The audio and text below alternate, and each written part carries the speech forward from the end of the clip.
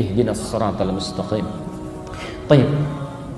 Orang yang menjadikan segala aktivitasnya karena Allah, bismillah, makannya karena Allah, minumnya karena Allah, bekerjanya karena Allah, dari bangun tidur sampai tidur lagi karena Allah, ya. Dan maaf, sifat karena Allah ini tidak semata-mata keinginan, tapi diwujudkan dalam bentuk pengawasan. Perhatikan betul ini ya. Baknya ini yang punya 14 makna, salah satu maknanya musahabah, merasa dilihat. Jadi kalau Anda misalnya minum bismillah ketika akan minum, maka sertakan makna musahabah ini, pengawasan dari Allah. Allah melihat Anda. Maka mustahil, sekali lagi, orang yang merasa dilihat Allah akan menyentuh minuman yang tidak disukai oleh Allah. Orang akan minum mengucapkan bismillah dengan tangan kiri, itu mustahil. Orang akan minum mengucapkan bismillah dengan berdiri, itu mustahil. Karena tidak mungkin ada orang menyentuh sesuatu, melakukan pekerjaan, menyebut nama Allah, merasa diawasi, melakukan tindakan itu padahal yang tidak dibenarkan oleh Allah. Jelas di sini? Baik, Anda bekerja, bismillah akan tanda tangan, penanya dipegang. Mustahil menggerakkan pena ini menandatangan proyek yang tidak jelas.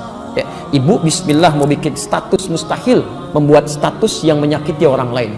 Ya, bismillah, kenapa kamu seperti itu? Ini sudah agak jauh gitu ya. Ini mustahil itu. Bismillah, taklim hari ini bersama Ustaz Fulan. Masya Allah, materi ini itu yang baik. Jelas ya? Maka ketika Anda lakukan itu, rahmat Allah akan diturunkan. Baik yang menghadirkan kebaikan dunia disebut dengan rahman. Orang-orang yang menyertakan Allah dalam kehidupan dunianya, maka Allah akan sertai ia dalam kemudahan aktivitasnya. Kemudian itu akan menjadi bekal ibadah. Baik. Sifat Allah yang memberikan kebaikan dalam bekal ibadah di akhirat nanti disebut dengan rahim. Bismillah, assalamualaikum. Kalimat bismillah itu menjadikan kalimat yang kita ucapkan dalam pekerjaan kita bernilai ibadah. Bismillah, minum. Kalau Anda tidak mengucapkan kalimat Allah di situ, maka minuman ini cuma menghilangkan haus.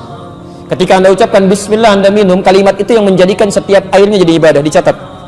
Di akhirat diberikan hasil dari pekerjaan kita itu. Allah yang memberikan hasil dari pekerjaan kita, menempatkan kita di surga, itu banyak nanti turunannya. Ya. Masya Allah. Bahkan ada orang yang belum masuk surga, saking tingginya pahalanya langsung diperkenankan melihat Allah tanpa hijab. Itu sebelum masuk surga.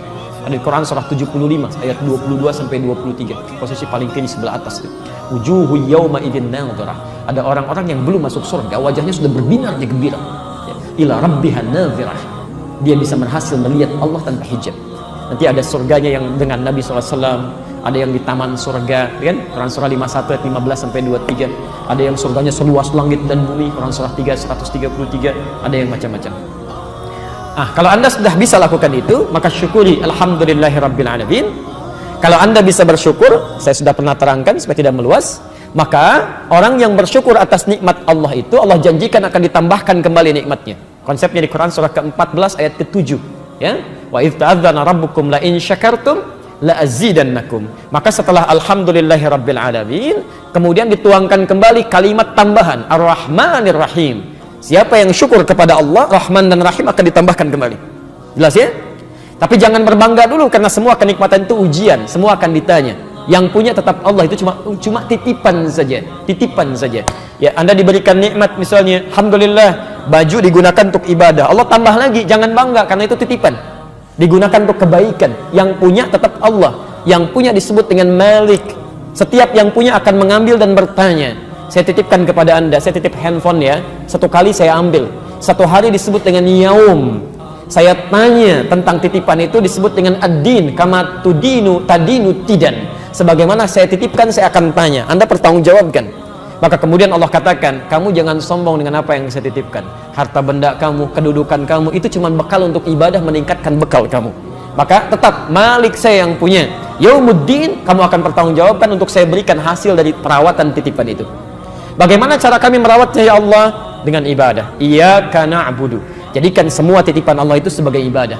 Ya, makan ibadah, minum ibadah, kerja ibadah, tidur ibadah, motor jadi ibadah, mobil jadi ibadah, duduknya ibadah. Jelas? Maka kalau Anda bisa kerjakan itu semua, tidak hanya Allah jadikan pahala mengalir untuk Anda. Setiap Anda punya kesulitan, maka Allah Subhanahu wa taala akan memudahkan segala kesulitan Anda. Bagaimana cara mintanya ya Allah? Wa iyyaka nasta'in. Baik, jelas ya? Nah, sekarang pertanyaannya, ya Allah, kalau kami sekarang akan berdoa meminta sesuatu kepadamu, Allah akan sampaikan, Kalau ibadah kamu benar, menjadikan semua aktivitas sebagai ibadah, lihat janjinya. Abu Daud nomor hadis 649. Di hadis qudsi saya pernah bacakan pertemuan lalu. Idza qala al-'abdu, kalau seorang hamba mengatakan pada dirinya, dia berkata khususnya dalam salatnya, iyyaka na'budu, ya Allah mulai sekarang kami akan jadikan seluruh aktivitas kami hanya ibadah untukmu.